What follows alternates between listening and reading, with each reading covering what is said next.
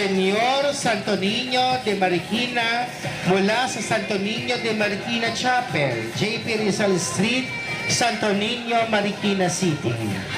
Ang kapilya ng Santo Niño sa kabayanan ang pinakamatandang debosyon sa Batang Hesukristo sa kasaysayan ng Marikina.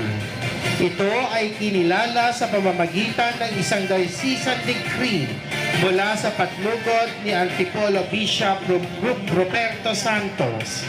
Ipinagtibay ng pamahalaang lungsod ng Marikina na ang poon bilang official titular image ng Santo Niño de Marikina sa pamamagitan ng City Resolution number 198 Series of 2025.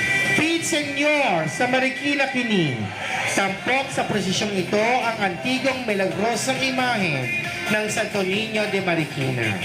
Senyor Santo Niño de Marikina, kaawaan mo po kami.